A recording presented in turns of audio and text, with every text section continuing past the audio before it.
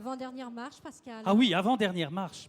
Alors, avant-dernière marche, et c'est une très très belle avant-dernière marche, et nous sommes particulièrement heureux et honorés aujourd'hui de monter cette avant-dernière marche qui est le prix spécial du jury.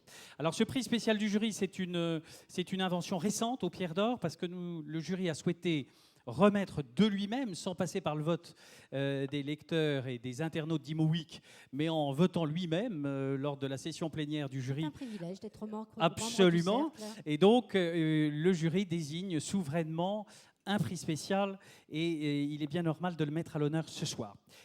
Pour la raison que nous allons découvrir aussi dans un instant. Mais je vais d'abord rappeler, pour remettre ce prix spécial du jury, notre partenaire, Renaud Gézéquel, est là-bas France. Où est Renaud? Venez, venez Renaud. Applaudissez Renaud. Le micro. Merci, bonsoir. Vous allez bien Renaud? Ça va et vous? Très bien. Alors, et là-bas? Depuis quand est-ce qu'on se vous voit? Parce que sur scène, on se vous voit toujours. Ah, d'accord, ok. Moi, je vous vois tout le monde sur scène. Ok, j'avais pas remarqué. Voilà, voilà. C'est partie des codes. Non, non, je vous vois. Donc, et là-bas? Et là-bas, Et c'est... là-bas. Oui, voilà. Tu pourrais Oui. faire une chanson si tu veux ou si vous vouliez. Oui, Non, oui. et là-bas, c'est une banque adossée au réseau des caisses d'épargne en Allemagne. Pour ceux qui nous connaissent un petit peu, ils savent qu'on est très focalisé sur les financements de qualité plutôt que de quantité. On est ravis d'être associés à cet événement ce soir parce qu'on a vraiment le sentiment et on sait qu'on est devant un auditoire de qualité avec des lauréats de qualité, des gagnants de qualité, des partenaires de qualité Oui. comme vous. Oh là là. Voilà. Donc voilà, on est ravis d'être là ce soir pour remettre la pierre. Eh ben, nous sommes ravis, et nous sommes ravis d'appeler Philippe Pelletier, qui est le président de ce jury aussi. Il est président du Plan Bête. Oui, oui, oui, applaudissez Philippe. Alors Philippe, vous avez vu avec nous, c'est vous qui meniez les débats de cette délibération du jury sur ce prix spécial. Qu'est-ce qu'on peut en dire? Alors, d'abord, je crois que j'exprime l'avis du jury en disant que c'est extrêmement agréable d'avoir la main sur la personne qu'on désigne.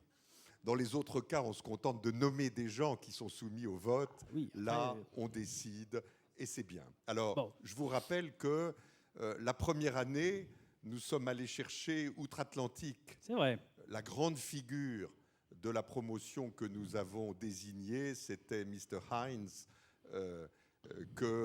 qui fête cette année son 90e anniversaire.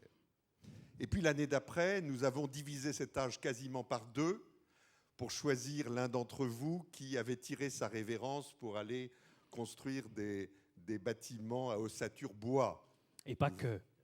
Voilà, mais enfin, il n'est pas très très loin du paysage. Et puis cette année, comment dirais-je, c'est une très jolie dame que nous avons sélectionnée, c'est vrai.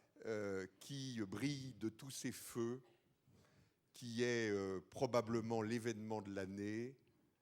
Bref, vous avez peut-être deviné que c'est la Fondation Louis Vuitton. Oui.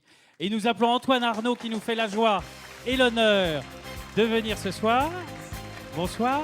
Alors, Bonsoir. on va vous remettre tout de suite cette pierre d'or. Tenez, Milena. Voilà. Tenez, mettez-vous à côté. Merci beaucoup. Voilà. Ah oui, micro et pierre d'or, c'est beaucoup. C'est vrai, c'est vrai, Bien, c'est vrai, c'est vrai. merci beaucoup. Une belle dame, en effet. Ah oui, magnifique. Merci au jury des Pierres d'Or. Merci à Imo Week. Merci aussi à vous, monsieur. C'est une fierté et un honneur d'être ici ce soir. Un merci tout particulier à Raphaël Rengold qui a été on le salue. l'intermédiaire dans ce, Oui, absolument. dans ce prix. C'est un ami loyal et fidèle depuis longtemps, Ça un ami compte. de la famille et merci. Donc quelques mots sur la Fondation Louis Vuitton. Vous savez que l'immobilier et le groupe LVMH sont très liés. Déjà, c'est très historique, puisque avant LVMH, la famille Arnault faisait de l'immobilier.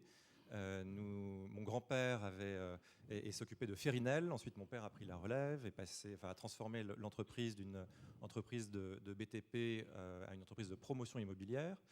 Avec un certain succès, enfin moins qu'avec LVMH, mais avec un certain succès quand même. L'immobilier, c'est aussi évidemment une des pierres angulaires du groupe, puisque nous sommes présents à peu près partout dans le monde, souvent en magasin, mais aussi on a évidemment des bureaux, des entrepôts, enfin que sais-je encore. Donc l'immobilier est évidemment un des secteurs prioritaires et un des secteurs avec lesquels nous entretenons les meilleurs rapports. Alors quelques mots sur la Fondation Louis Vuitton. c'est une histoire assez ancienne puisque elle est partie d'une rencontre au début des années 2000, en 2001 précisément, entre Bernard Arnault et Franck Gehry. Franck Gehry, vous le connaissez évidemment à travers ses réalisations à Bilbao, au Guggenheim, à travers l'Opéra de Los Angeles, à travers bientôt le nouveau siège de Facebook apparemment.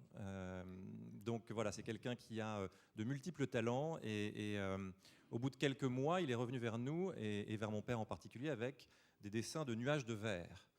Alors, c'est toujours étonnant de voir ces dessins qui ont évolué au fil du temps, au fil de sa créativité. Et mon père a l'habitude de dire qu'il rassure les personnes qui entrent dans ce nuage de verre. Il est bien arrimé au sol, puisqu'il y a 2 fois plus d'acier dans la Fondation Louis Vuitton que dans la Tour Eiffel. Donc, il est effectivement un nuage de verre, mais il n'y a pas de risque qu'il s'envole. Alors, quelques chiffres qui ne me disaient pas grand-chose. J'ai demandé ce matin à Christian Rennes, qui a participé à la création de cette fondation, de me donner quelques chiffres. Mais néanmoins, ils m'ont l'air impressionnants, même en valeur absolue.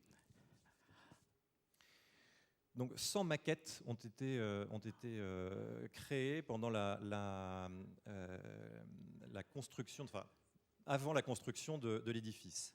150 architectes et ingénieurs à plein temps étaient sur le projet. Il y a eu, apparemment, ça c'est vraiment un des chiffres les plus impressionnants, 30 avis techniques expérimentaux. Alors ça ne me dit rien, mais peut-être qu'à l'assistance ici, ça va dire quelque chose. Et brevets qui ont été créés pour la Fondation. En 2008, le démarrage des travaux de terrassement, la signature avec Vinci comme entreprise générale.